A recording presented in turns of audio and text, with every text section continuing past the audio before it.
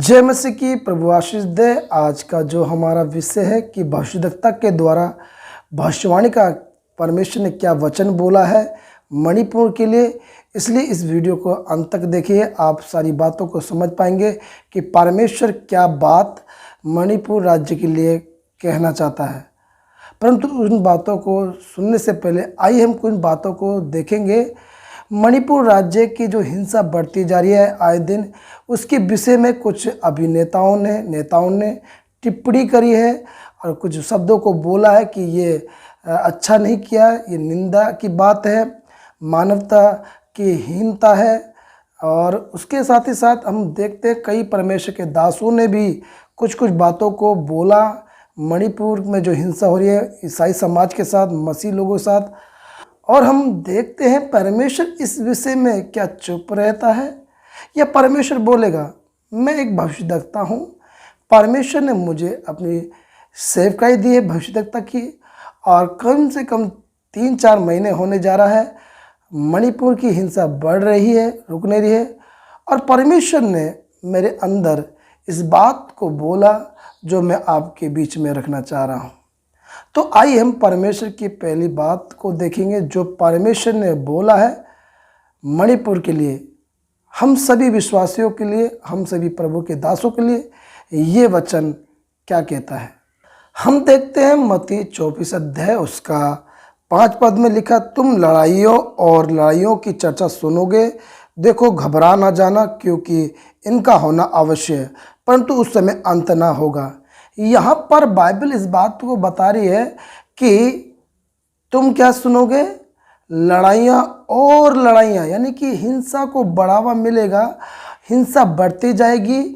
और क्या लिखा है कि तुम घबरा ना जाना। ये विशेष संदेश परमेश्वर के वचन में आज से 2023 साल पहले प्रभु यीशु मसीह ने बोल दिया कि तुम घबरा मत जाना, ये होना अवश्य है।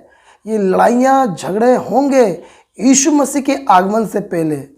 और हम आगे देखते 7 पद में लिखा है, क्योंकि जाति जाति पर और राज्य राज्य पर चढ़ाई करेगा और जगह जगह अकाल पड़ेंगे और भूडोल होंगे। 8 पद, ये सब बातें पीड़ाओं का आरंभ होंगी।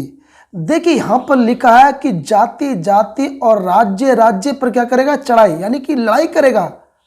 और आगे देखते हैं कि भूकंप होंगे, भूडोल होंगे जगह जगह पर। और आप देख रहे हैं तुर्की में कितना बड़ा भूकंप आया। आए दिन हमारे भारत देश में भूकंप के झटके पाए जाते हैं और दुनिया में भूकंप का ज़्यादा होना स्टार्ट हो गया है, और पहले भी होते आए भूकंप।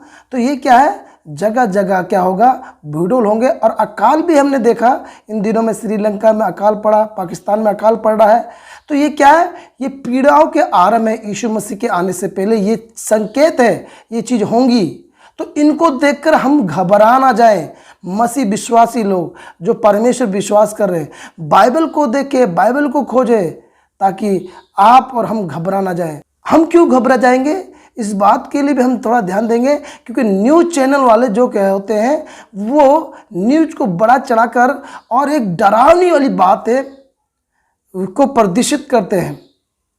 तो कहाँ से घबराया जाएगा इंसान, न्यूज़ चैनल के द्वारा भी हम देख सकते हैं कि कुछ प्रभाव डर का, घबरा देने वाली बातें दिखाई देती है। इसलिए हमें न्यूज़ से ज़्यादा परमेश्वर के वचन को देखना है, पढ़ना है और बढ़ना है। और आगे के पदों में हम देखते हैं कि वहाँ पर लिखा है, लोग मेरे नाम के कारण, यानी कि यीशु मसीह के कारण हमें सताएंगे, मसीह लोगों को सताएंगे, पकड़वाएंगे और यहाँ तक कि मार डालेंगे। और यीशु मसीह इस बात को कहते हैं कि अधर्म के बढ़ने से बहुतों का प्रेम ठंडा हो जाएगा। ये अधर्म कैसे बढ़ता है, आपको मालूम है, जब लोग अन्याय कर रहे होंगे और न्याय नहीं किया जाएगा, उनके साथ इंसाफ नहीं किया जाएगा, इन बातों को देखकर लोगों का मन में जो प्रेम है ईश्वर के लिए या मानवता के लिए, वो ठंडा पड़ जाएगा, कम हो जाएगा। आज तक चूरू चांदपुर के उस इलाके पर मौजूद है, ये वो ग्राउंड जीरो है जहां पर हिंसा की सबसे पहली तस्वीर दिखाई पड़ी थी। और अब वो वायरल वीडियो जिसमें दिखाया गया कि कैसे कुकी समाज की 2 महिलाओं के साथ बर्बरता की गई, उसके खिलाफ यहाँ चूरू चांदपुर में ये उस समाज की तमाम महिलाओं ने आज प्रदर्शन आह्वान किया है। ये पीसफुल प्रोटेस्ट जो हो रहा है यहाँ पर, काले कपड़ों में विरोध जताया जा रहा है उस घटना के खिलाफ जिस पे न सिर्फ मणिपुर, न सिर्फ हिंदुस्तान बल्कि पूरी दुनिया शर्मिंदा है। हिंसा दो समुदायों के बीच थी, लेकिन उसका खामियाजा उन निर्दोष महिलाओं को भुगतना पड़ा। और ऐसे ही चाहे वो कुकी समाज के हों, चाहे मैतेई के हों, न जाने कितनी महिलाएं, कितने बच्चे होंगे जो इस तरह की हिंसा का शिकार हुए हैं। आप जो तस्वीरें देख रहे हैं ये ग्राउंड जीरो चूराचांदपुर की है। ये इलाका कुकी समाज का है। ज़्यादातर यहाँ जोमी और कुकी समाज के आदिवासी रहते हैं, ट्राइबल्स रहते हैं। और आज वो यहाँ शांतिपूर्ण प्रदर्शन इन काले कपड़ों के साथ इसलिए कर रहे हैं कि ताकि पूरी दुनिया देखे कि मानवता कैसे शर्मसार होती है। ये इंसाफ मांग रहे हैं, ये गुस्सा है और गुस्से में कह रहे हैं कि इन्हें मैतेई समाज के साथ नहीं रहना है। इन्हें अलग प्रशासन, अलग प्रशासक नियुक्त किया जाए, इन्हें एक अलग एडमिनिस्ट्रेशन दिया जाए। लेकिन उससे भी ज्यादा दर्दनीय तस्वीरें इनके आगे लगे इन कॉफिन्स में दिखाई देती है। ये ताबूत हैं जो सांकेतिक इस विरोध का हिस्सा है, ये बताने के लिए कि इस हिंसा का शिकार न जाने कितने लोग हुए, इनकी संख्या नहीं गिनी जा सकती। ये ताबूत इस समाज के बच्चों की, महिलाओं की, पुरुषों की है जो इस हिंसा का शिकार हुए हैं। ये मणिपुर की वास्तविक स्थिति और सरकार से सवाल पूछ रहे हैं कि आखिर इनकी क्या गलती थी, क्यों सरकार और प्रशासन फेल हो गई हिंसा को रोकने में, क्यों नाकाम हो गए वो इस हिंसा को रोकने में, क्यों सरकार अपनी जिम्मेदारी पूरी नहीं कर पाई, मासूमों को बचा नहीं पाई। ये सवाल यहाँ चूराचांदपुर से पूछा जा रहा है। ये आवाज़ मणिपुर की है। चूराचांदपुर में जो कुकी समाज है, जो ट्राइबल्स है, अब उन लोगों को याद कर रहे हैं जिन्होंने इस हिंसा में अपनी जान गंवाई है।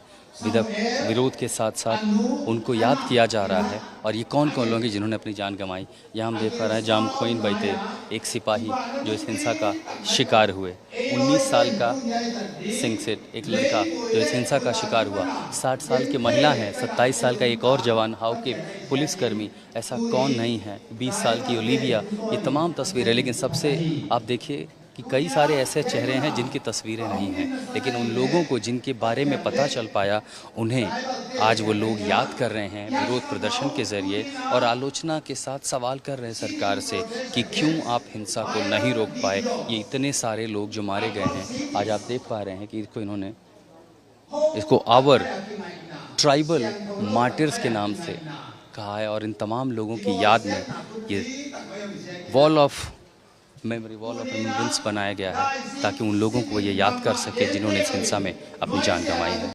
और अभी आप लोग देख रहे हैं मणिपुर में इतनी बड़ी हिंसा हो रही है और लोग अन्याय कर रहे हैं, परंतु सरकार क्या है, चुप है, कुछ जवाब नहीं दे रही वो, जबकि सरकार को वहाँ पर एक्शन लेना चाहिए था। इन बातों को अगर हम देखते हैं सोशल मीडिया के द्वारा तो क्या होगा, लोगों का न्याय से मन उठ जाएगा और अधर्म का बढ़ावा देखते हुए लोग अपने अंदर जो मानवता का इंसानियत है वो कमज़ोर हो जाएगी, प्रेम ठंडा हो जाएगा, भाईचारा खत्म हो जाएगा। और आगे हम देखते हैं 10 पद में लिखा है, और तब बहुतेरे ठोकर खाएंगे, एक दूसरे को पकड़वाएंगे, एक दूसरे से बैर रखेंगे। यहाँ पे लिखा है बहुत लोग ठोकर खाएंगे, एक दूसरे को पकड़वाएंगे, मतलब अपनी जान बचाने के लिए अपने भाई को पकड़वा देगा व्यक्ति। ये मसीह लोगों में भी होगा कि अपनी जान बचाने के लिए दूसरे को जेल में डाल देंगे, दूसरे के बारे में बता देंगे, क्योंकि अब सताव को देखकर या हिंसा को देखकर लोगों का, मसीह के भाई बहनों का जो एक दूसरे के प्रति प्रेम है वो ठंडा होते दिखाई देगा। इसलिए परमेश्वर के वचन में लिखा है कि सरगम हो जा, आंखों में सुरमा लगा ले, प्रकाशित वाक्य में लिखा है। परंतु 13 पद में हम देखते हैं, यहाँ पर लिखा है परंतु जो अंत तक धीरज धरेगा उसी का उद्धार होगा। यानी कि अंत तक धीरज जो धरेगा परमेश्वर में उसका उद्धार होगा। हम देखते हैं मैती समाज और कुकी समाज में जो आपसी मतभेद हुआ है, ज़मीनों को लेकर लड़ाई हुई है। और यदि हम देखें तो इन 3-4 महीनों में मणिपुर में सबसे ज़्यादा जो अटैक हुआ है वो कुकी समाज में जो मसीह लोग हैं उनके चर्चों को जला दिया गया। 200 से लेकर 400 चर्च को जला दिया गया है, स्कूल को तोड़ दिया गया है, कई हजार घर जला दिए गए हैं और कई मसीह लोग अपना घर छोड़कर जंगलों में रह रहे हैं। और बहुत ही दुर्दशा वहाँ पर हो रही है मसीह लोगों के साथ। परंतु बाइबल क्या कहती है, ये होना अवश्य है। ये उन्हीं के साथ नहीं, हर एक मसीह के साथ होना अवश्य है। क्योंकि वो क्यों होगा? क्योंकि मसीह पर विश्वास करने के कारण लोग बेर करेंगे। आप ये ना सोचें कि वहाँ कुकी समाज के लोगों के साथ ही ऐसा हो रहा है। वहाँ पर उससे ज़्यादा डेंजरस तो ये है कि जो मैती लोग हैं उनमें भी कुछ मसीह लोगों में आ चुके हैं, परमेश्वर पे विश्वास करते हैं, उनके साथ कुछ अपरिचित घटना ना घटे, ये हमारा प्रार्थना करने का विषय बनता है। और मणिपुर के राज्य के सभी विश्वासी भाई बहनों, प्रभु के दासों, आप और आपके परिवार के लिए परमेश्वर ने जो मुझे भविष्यवाणी का वचन दिया है, और उन परिवारों के लिए जो पीड़ित हैं इस घटना से, परमेश्वर ने जो वचन दिया इसको सुनकर अपने जीवन में आशीष पाएं। आप लोगों के लिए परमेश्वर ने दूसरा इतिहास उसका 32 अध्याय उसका 7 पद का वचन परमेश्वर ने दिया। ये मणिपुर के सारे विश्वासी, पासवान और पीड़ित परिवारों के लिए है। इसे सुने और अपने जीवन में परमेश्वर में बढ़ते जाएं आगे। लिखा है, हिया बांधो और डर हो, तुम ना तो असुर के राजा से डरो, न उसके संग की सारी भीड़ से, और ना तुम्हारा मन कच्चा हो, क्योंकि जो हमारे साथ है वह उसके संगियों से बड़ा है। अर्थात उसका सारा तो मनुष्य ही है, परंतु हमारे साथ हमारी सहायता और हमारी ओर से युद्ध करने को हमारा परमेश्वर यहोवा ही है। इस बात को ध्यान दीजिएगा। उनके साथ कौन है? सरकार है, उनके साथ बड़ी भीड़ है। इस बात से आप निराश और मन कच्चा न करें। आपकी ओर से युद्ध करने वाला परमेश्वर है, यहोवा राफा है, यहोवा निश्चय है, उपाय करने वाला सामर्थ्य परमेश्वर है, जो आपके साथ खड़ा है और वो अगुवाई करेगा। उसका युद्ध है, आपका युद्ध नहीं है। उन्होंने आपको नहीं, परमेश्वर की आंख की पुतली को छुआ है, और परमेश्वर जानता है किसको कैसे दीन करना है, कैसे उसको नीचे लाना है, बढ़ाना है और घटाना परमेश्वर के हाथ में है। मैती समाज के लोग जो बड़ी भीड़ के साथ और कानून की को तोड़ते हुए पुलिस के सामने ये बड़े बड़े अत्याचार कर रहे हैं, इससे आप और हम जो विश्वास करते हैं परमेश्वर, हमारा मन कच्चा ना हो। हम उस भीड़ को देख के अपने मन को कच्चा ना करें, परंतु परमेश्वर पर भरोसा करें। युद्ध परमेश्वर का है। इसलिए हमारे मणिपुर के विश्वासी भाई बहनों, परमेश्वर में अपना हियाव रखो, हिम्मत रखो, हौसला रखो। परमेश्वर छुटकारा देने वाला परमेश्वर है, उस पर ईमान रखो, भरोसा रखो। वो मददगार है, सहायता करने वाला है, वो दुनिया को बदल देने की सामर्थ्य रखता है। वो परमेश्वर महान है। इसलिए अपना हियाव बनाए रखे, परमेश्वर में, प्रभु में बढ़ते जाएं। और दूसरा भविष्यवाणी का वचन, जो सामर्थ्य वचन परमेश्वर ने मणिपुर राज्य के लिए दिया, उसको हम देखेंगे। यशायाह उसका 40 अध्याय उसके 10 पद में लिखा है, देखो प्रभु यहोवा सामर्थ दिखाता हुआ आ रहा है, वह अपने भुजबल से प्रभुता करेगा। देखो जो मजदूरी देने की है वह उसके पास है, और जो बदला देने का है वह उसके हाथ में है। यहाँ पर परमेश्वर के बारे में लिखा है कि वो देखो आ रहा है, किसके साथ? भुजबल के साथ, सामर्थ के साथ आ रहा है, दिखाई दे रहा है। आपका और मेरा परमेश्वर भी यीशु मसीह आने वाला है जल्द। ये आने के चिन्ह हैं जो अभी हमारे साथ घट रहे हैं, देख रहे हैं हम अपने मसीह भाई बहनों के साथ। हमारा प्रभु यीशु मसीह भुजबल के साथ, सामर्थ के साथ आ रहा है। जब शैतान उसके सम्मुख गिरेगा, वो उसके फन को कुचलेगा और अपने लोगों को प्रतिफल देगा, अपने लोगों को राज्य देगा, स्वर्गीय राज्य। यहाँ पर लिखा है वो जो मजदूरी देनी है उसके पास है, और जो बदला वो देना है उसके हाथ में है। मेरे मसीह भाई बहनों, परमेश्वर के प्रिय लोगों, परमेश्वर का वचन कह रहा है जो मजदूरी देनी है उसके पास है। ये मजदूरी का मतलब है प्रतिफल, और इंग्लिश में लिखा है रिवॉर्ड। परमेश्वर में जो भी आपने परिश्रम किया है उसका प्रतिफल, उसका रिवॉर्ड परमेश्वर आपको देगा। चाहे आपने परमेश्वर के लिए एक थप्पड़ खाया है, परमेश्वर के लिए आपने कुछ दुख सहा है, तो परमेश्वर उसका रिवॉर्ड दे रहा, क्योंकि यीशु मसीह जल्द आ रहा है। मणिपुर के लोगों, मेरे भाई बहनों, आपके लिए परमेश्वर के हाथ में रिवॉर्ड है, उसके पास रिवॉर्ड है, प्रतिफल है। लिखा है मत्ती 5:12 में, धन्य हो तुम जो मेरे कारण तुम्हें सताया जाएगा, तुम्हारे लिए स्वर्ग में बड़ा प्रतिफल है, आपके लिए रिवॉर्ड है। जो इस समय पीड़ित हैं, जो इस समय घर से बेघर हैं, मणिपुर में मसीह समाज के लोग, मसीह भाई बहन लोग, आपके लिए परमेश्वर की नज़र में प्रतिफल है, रिवॉर्ड है जो आपको परमेश्वर देगा। यीशु आ रहा है।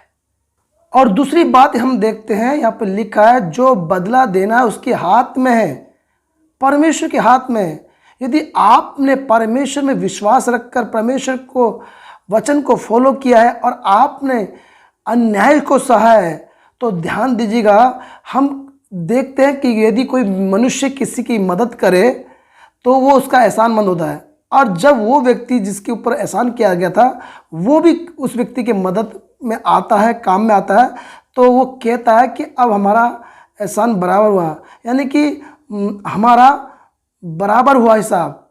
तो ध्यान दीजिएगा, आपने मसीह लोगों ने यदि इस समय मणिपुर में जो हिंसा हुई आपके साथ, अन्याय हुआ आपके साथ, परंतु आपने उसके जवाब में उस तरह से जवाब नहीं दिया जैसे आम लोग अन्य जाति देते हैं, परंतु आपने परमेश्वर के वचन के अनुसार जवाब दिया कि आपने उन्हें माफ़ किया। तो ध्यान दीजिएगा, आपके हिस्से में परमेश्वर प्रतिफल रखता है, रिवॉर्ड रखता है, परंतु बदले में परमेश्वर हिसाब चुकता करेगा, भार चुकाएगा। जो लोगों ने आपके साथ अन्याय किया है, परमेश्वर उनके साथ न्याय के साथ खड़ा होगा, परमेश्वर आपका फिर बदला लेगा।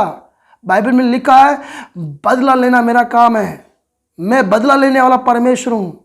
जितने भी अन्य जातियों ने मसीह समाज को मारा पीटा है मणिपुर में और उनको घर से बेघर करा है, इन सब का बदला परमेश्वर इन लोगों से लेगा। ये भविष्यद्वक्ता के मुंह से निकले हुए परमेश्वर के वचन है। मैं ये नहीं कह रहा कि वो नष्ट हो, नहीं, परंतु यदि वो धरती पर रहते हुए इन बातों से पश्चाताप करते हैं, प्रभु को ग्रहण करते हैं, तो न्याय के दिन परमेश्वर के दंड से बच जाएंगे, क्योंकि परमेश्वर बदला लेगा अपने लोगों का, भविष्यद्वक्ताओं का, अपने लोगों के खून का पलटा लेगा। प्रकाशित वाक्य में लिखा है, और वो पलटा होगा न्याय के दिनों में। और तीसरी बात जो भविष्यवाणी की सामर्थ्य वचन है, वो सरकार के लिए है, मणिपुर के राज्य की सरकार के लिए, वर्तमान सरकार के लिए। हम देखते हैं नीति वचन 25 अध्याय उसका 5 पद, राजा के सामने से दुष्ट को निकाल देने पर उसकी गद्दी धर्म के कारण स्थिर होगी। यानी कि यहाँ पर लिखा है, यदि दुष्ट को निकाल देने का मतलब है उसके साथ न्याय करो, इंसाफ करो, तो क्या रहेगी? तुम्हारी सरकार, तुम्हारी गद्दी रहेगी। यदि तुम अन्याय को देख रहे हो और तुम कोई एक्शन नहीं ले रहे हो, तो तुम्हारी गद्दी नहीं बनी रहेगी। हम देखते हैं नीति वचन 20 अध्याय उसके 28 पद में लिखा है, राजा की रक्षा कृपा और सच्चाई के कारण होती है और कृपा करने से उसकी गद्दी संभली रहती है। यहाँ पर लिखा है कि रक्षा करने से, अपनी प्रजा की रक्षा करना और न्याय का काम सच्चाई से करना, निरपेक्ष करना, उससे क्या रहता है? राजा की गद्दी संभली रहती है, यानी कि सरकार संभली रहती है। हम देखेंगे नीति वचन 16 अध्याय उसके 12 पद में लिखा है, दुष्टता करना राजाओं के लिए घृणित काम है, क्योंकि उनकी गद्दी धर्म ही से स्थिर रहती है। यहाँ पर लिखा है दुष्टता करना राजाओं के लिए घृणित काम है, यानी कि जो सरकार में मंत्री है, मुख्यमंत्री है, प्रधानमंत्री है, यदि वे अन्याय बढ़ाते हैं, न्याय से काम नहीं करते, तो क्या है? वो घृणित काम है उनका। और उनकी गद्दी किससे स्थिर रहती है? धर्म से। ध्यान दीजिएगा, कोई भी मंत्री, मुख्यमंत्री, प्रधानमंत्री है, उनका धर्म सिर्फ न्याय करना है, देश को सही रीति से चलाना, सच्चाई से और न्याय के साथ, पक्षपात रहित, तभी राजा की गद्दी स्थिर रहेगी, तभी सरकार बनी रहेगी, नहीं तो सरकार गिर जाएगी। और यदि वर्तमान की जो सरकार केंद्र में और राज्य में है, यदि इस सरकार ने मणिपुर राज्य के लिए कोई ठोस कदम, न्याय के कदम नहीं उठाए और जिनके साथ गलत व्यवहार किया गया, अन्याय किया, उनके पक्ष में वो खड़ी नहीं हुई, न्याय का काम सही रीति से नहीं किया, तो इनकी सरकार जाएगी, इनकी सरकार गिरेगी। वैसे भी तो ये नज़र में गिर गए, मानवता की नज़र में गिर गए। आप भले अपने सरकार को बचाने के लिए कुछ भी करो, अपने नेताओं को बचाने के लिए कोशिश करो, परंतु आप हिंदुस्तान की सभी जनता की नज़र में आप जो भी सांसद हैं, मुख्यमंत्री हैं, प्रधानमंत्री हैं, आप उनकी नज़र में गिर चुके हैं, क्योंकि इतना अभ्यर्थता का व्यवहार किसी देश में नहीं हुआ, किसी राज्य में नहीं हुआ जो मणिपुर राज्य में हुआ। इसलिए इस भविष्यवक्ता के द्वारा भविष्यवाणी का वचन सुनकर मणिपुर की राज्य की सरकार अपना मन फिराए, वो सही न्याय करे।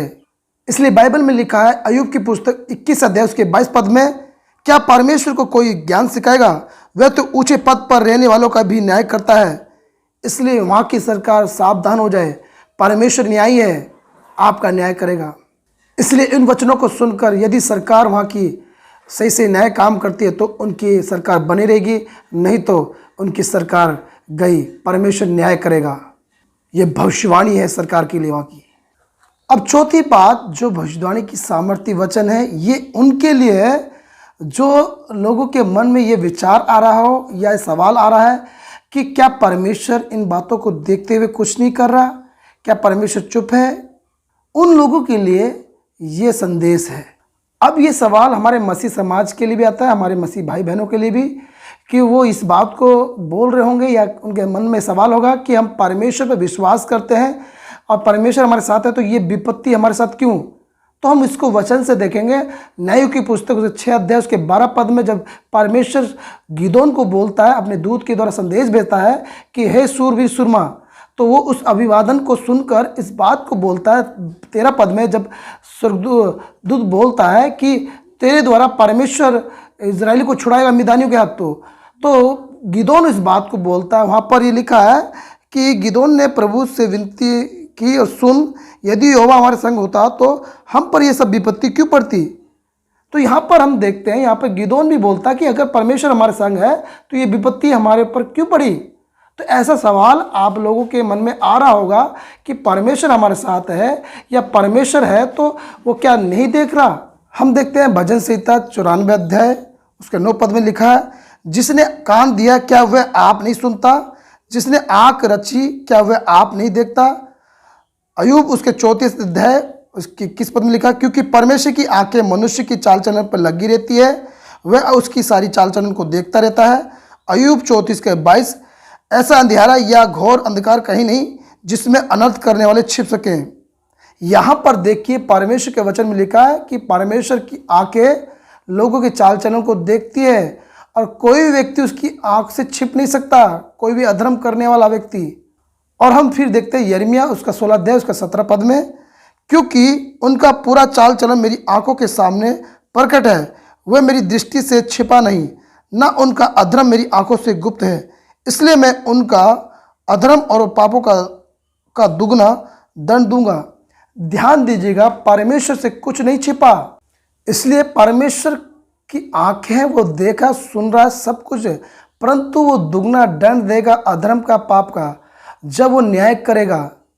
मैं आपको एक बात जो विशेष मुझे बतानी है वो बताने जा रहा हूँ, क्योंकि बाइबल में तो इस बात को बता दिया गया कि लड़ाइयाँ होंगी, ये पहली भविष्यवाणी कर दी परमेश्वर ने।